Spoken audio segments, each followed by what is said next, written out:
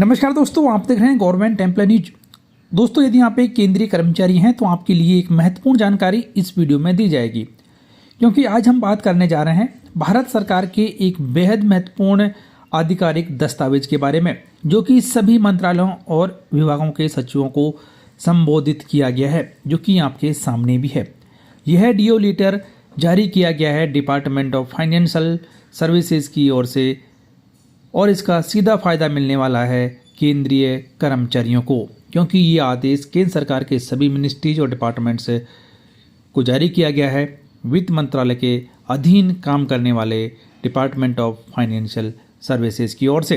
तो इस पत्र का मुख्य उद्देश्य है कि सेंट्रल गवर्नमेंट एम्प्लॉयज के सैलरी अकाउंट सिस्टम को और बेहतर बनाना।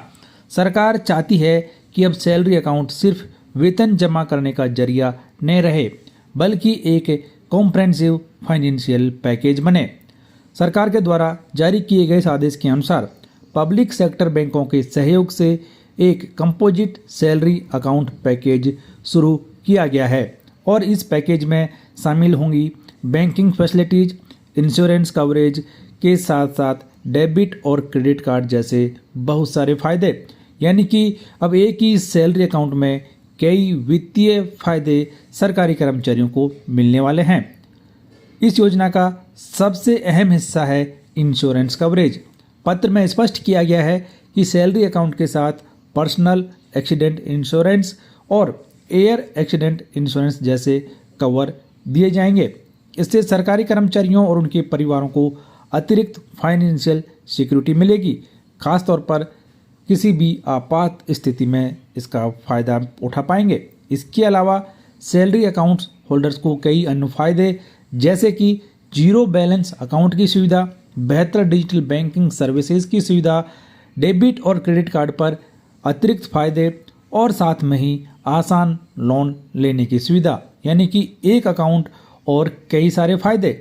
इस डीओ लेटर में सभी मंत्रालयों और विभागों के सचिवों से कहा गया है कि इस जानकारी को सभी कर्मचारियों तक पहुंचाया जाए, पब्लिक सेक्टर बैंकों के साथ कोऑर्डिनेशन किया जाए और योग्य कर्मचारियों को इस योजना से जोड़ा जाए, ताकि ज़्यादा से ज़्यादा कर्मचारी इस सुविधा का लाभ उठा सकें।